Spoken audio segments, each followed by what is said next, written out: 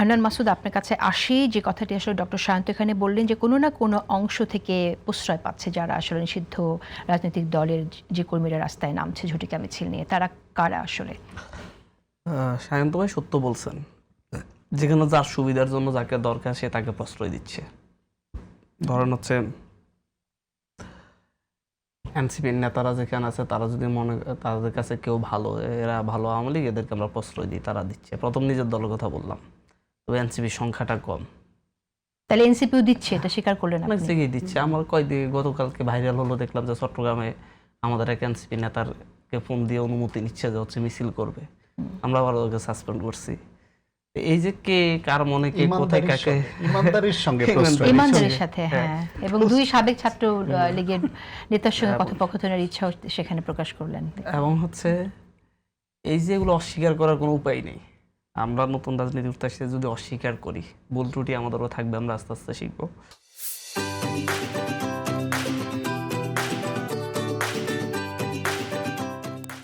পাশাপাশি হচ্ছে এরপরে জামাত ইসলামীও দিচ্ছে, তারা তাদের দল যতটুকু সেই হারে দিচ্ছে। গণ অধিকার পরিষদ দিচ্ছে, যেমন নূর ভাই তো একেবারে সমাবেশ করে বলছিল সব আওয়ামী লীগ আপনাদের জন্য উন্মুক্ত, আমি আপনাদের সেটার ব্যবস্থা করবো নির্বাচনী সমাবেশে। আপনারা সবাই সেটা কভার করছিলেন। এরপরে বিএনপি দিচ্ছে সবচেয়ে লার্জ হারে। জামাতের আমির যে বর্তমান বিরোধী দলের নেতা শুরুতেই যে বলেছিলেন যে সাধারণ ক্ষমা ঘোষণা করব, তার দলও বড়, কারণ ওনাদের কাছে আওয়ামী লীগ কার কাছে কতটুকু যায় সেটাও একটা ব্যাপার আছে। ওরা বড় শেল্টার চায়, ওরা তাদের ব্যবসা বাণিজ্য টিকিয়ে রাখতে চায়, ওরা ওদের সন্ত্রাসী কার্যক্রম দখলদারিত্ব টিকিয়ে রাখতে চায়। এই ক্ষেত্রে সবচাইতে বেশি ওদেরকে হেল্প করতে পারবে বিএনপি, তারা তার কাছে যাচ্ছে। তার সাথে সামান্য কিছু হেল্প করতে পারবে, কিছু হেল্প করতে পারবে হচ্ছে জামাত, তার কাছে যাচ্ছে। আর কিছু মনে করো হয়তো হচ্ছে এনসিপির কেউ কেউ পারবে, তাদের কাছে যাচ্ছে। মানে সংখ্যাটা বাংলাদেশে আসলে এটা হওয়ার মেইন কারণটা হচ্ছে ওই যে বললাম ট্রুথ অ্যান্ড রিকনসিলিয়েশন কমিটি হয় নাই, এই উদ্যোগটা নেওয়া হয় নাই। এখন বিএনপি মনে করতেছে যে আমার কাছে তো বেশি আসতেছে, বেশি ভোট ব্যাংক তো আমার কাছে, আমার মিছিলে তো এরাই বেশি বেশি আসতেছে, সুতরাং এদেরকে আমি এই সুযোগে মানে হচ্ছে ট্রুথ অ্যান্ড রিকনসিলিয়েশন না করে আমি আমার আয়ত্তে বেশি রাখতে পারবো। কিন্তু যদি একবার যদি ট্রুথ অ্যান্ড রিকনসিলিয়েশন হয়ে যায়, রিকনসিলিয়েশন তো অন্তর্বর্তীকালীন সরকারে বলেছিল, তারা কেন করলো না? তারা কোন সেই ক্ষেত্রে সুযোগের জন্য তখন বিরোধিতা করছিল সরাসরি। আমি নিজেও মিটিং এ ছিলাম, ওনারা বললো এখন এগুলার প্রয়োজন নেই, ডিরেক্টলি ভাবে মানুষ ওই রকম কোন মানে ওনাদের মাইন্ডসেট অন্যরকম ছিল। এরপরে এখন বিএনপি মনে করতেছে আর কি হচ্ছে ট্রুথ অ্যান্ড রিকনসিলিয়েশন হয়ে গেলে তো হচ্ছে ধরেন তারা যে কোনো দলে যাওয়ার সুযোগ পাবে। এখন তাদের মধ্যে একটা তখন আর এই অপরাধ বোধটা এই এটা থাকবে না, মানে হচ্ছে আমাদের অপরাধ হচ্ছে যে কোনো সময় অ্যারেস্ট হইতে হবে, এই ধরনের কোনো চিন্তা তাদের মাথায় ঘুরবে না। কিন্তু এখন হচ্ছে তাদের এই মাথায় ঘুরবে, তারা এখান থেকে অ্যারেস্ট হওয়া থেকে শেল্টার চাইবে, তারা হচ্ছে শেল্টার চাইবে তাদের ব্যবসা বাণিজ্য টিকানোর ক্ষেত্রে, তাদের অবৈধ দখলদারিত্ব টিকানোর ক্ষেত্রে। সেই শেল্টারটা যে সবচেয়ে বেশি দিতে পারবে তারা তার কাছে যাবে। কারণ ওই নেতাদের মধ্যে সবাই তো আর একরকম না। যেমন আশরাফুদ্দিন নিজাম ভাই, উনি এদেরকে জায়গাই দেন না। বিএনপির আশরাফুদ্দিন নিজাম ভাইয়ের কথা বলছি। যেমন হচ্ছে আপনার এরকম উদাহরণ দিলে অনেকেই আছে যে হচ্ছে এদেরকে ন্যূনতম স্পেস দেন না, আবার অনেকেই আছে যে এদেরকে ছাড়া চলতেই পারে না। ধরেন হচ্ছে আমার উপর একটা হামলা হলো ইলেকশনের পর, এমপি হওয়ার পরে যে হামলা করছে সে আওয়ামী লীগের পোস্টেড নেতা, বর্তমান মেম্বার, এবং হচ্ছে সে আগে বিএনপির নেতাদের উপর হামলা, বিএনপির এমপির উপর মামলার আসামি, হত্যা চেষ্টা মামলার আসামি বিএনপির তৎকালীন এমপিকে। কিন্তু সে আমার উপর হামলা করছে বিএনপির লোকজনকে নিয়ে এবং সে শেল্টার পাইছে। আমি কিন্তু ওর বিরুদ্ধে অভিযোগ দিয়ে মামলা দিয়েও তাকে অ্যারেস্ট করাইতে পারিনি। এরকম মানে হচ্ছে এত মিডিয়াতে আসার পরও দলীয়ভাবে শেল্টার হচ্ছে।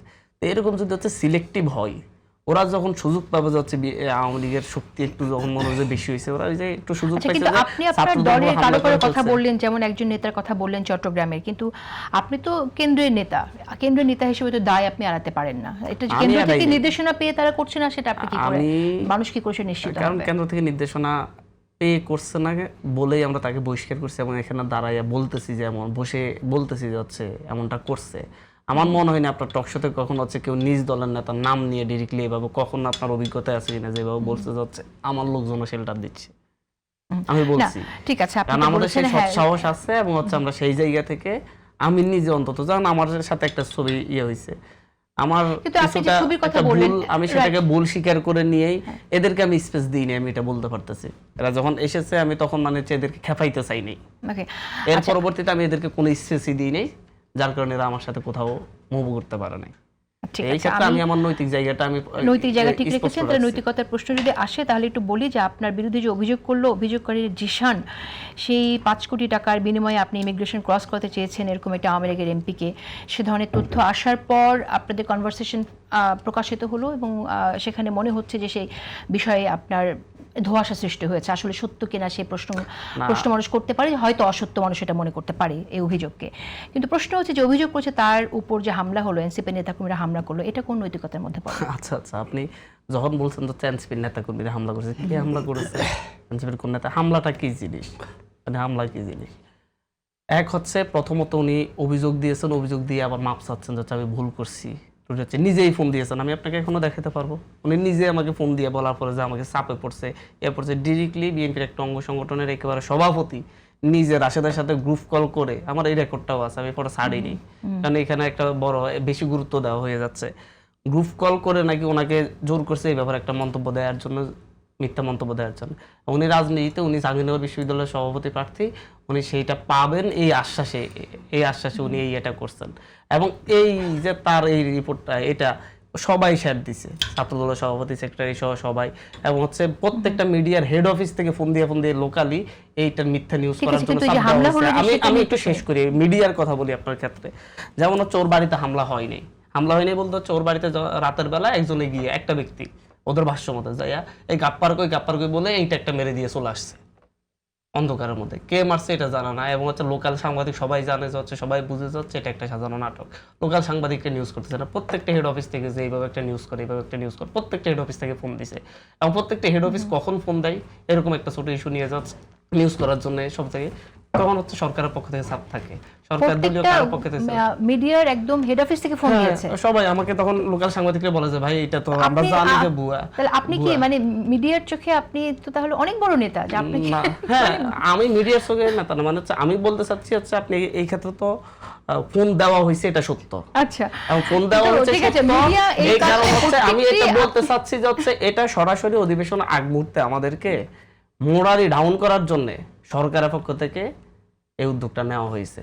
আচ্ছা, যার কারণে আমাদেরকে যারা আমরা যারা হচ্ছে ভয়েস রেজ করছি সরকারের বিভিন্ন অপকর্মের বিরুদ্ধে, বিভিন্ন ভুল ত্রুটির বিরুদ্ধে, আপনি এইভাবে মিডিয়ার দিকে, কারণ এটা হইছে আপনি যেভাবে বলছেন তাহলে সব মিডিয়াকে আপনি কাঠগড়ে দাঁড় করাচ্ছেন। হ্যাঁ, দাঁড় করাচ্ছি কেন আপনি বলেন? সব ক্ষেত্রে কি আপনারা হেড অফিস থেকে ফোন দিয়ে এভাবে নিউজ করাই?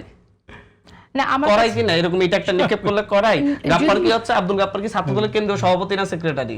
আব্দুল গাপ্পার কি হচ্ছে নাকি ঢাকা বিশ্ববিদ্যালয়ের সভাপতি সেক্রেটারি? আমি তো ঢাকা বিশ্ববিদ্যালয়ের সভাপতি সেক্রেটারি বাড়িঘর ভাঙচুর করলে এইভাবে নিউজ হইতে দেখি নাই। আচ্ছা, কিন্তু মিডিয়া, প্রত্যেকটা মিডিয়া হাউস থেকে ফোন দিয়েছে হচ্ছে একদিন পরে, 2 দিন পরে পর্যন্ত নিউজ করানোর জন্য যে তুমি নিউজ করলা না, এটা নিউজ করানো দরকার ছিল, এভাবে নিউজটা করে এভাবে বলে দেওয়া হচ্ছে আমার কাছে। আচ্ছা, তা আপনি বলতে চাচ্ছেন তাহলে গণমাধ্যম সরকার নিয়ন্ত্রণ করছে?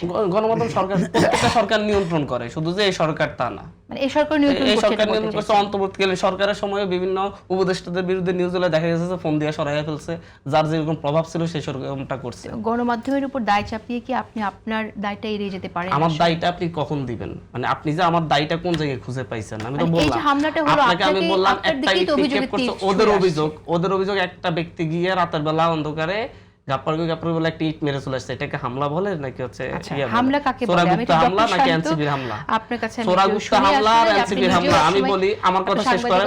যখন এনসিবির লোকজন মিছিল করে গিয়ে তার বাড়িতে হামলা করবে, বা এনসিবির কেউ সরাসরি দেখছে যাচ্ছে এনসিবির 2-3 জন লোক গিয়ে তার বাড়িতে হামলা করছে, হামলা। তো সোরাগুপ্তা হামলাকে আপনি কিভাবে এনসিবির উপর চাপাই দিচ্ছেন? বোঝা যাচ্ছে যে মিডিয়ায় ষড়যন্ত্র করে আপনার বিরুদ্ধে হামলা করেছে, আপনি সোরাগুপ্তা হামলাকে কিভাবে এনসিবির নামে চালায় দিচ্ছেন?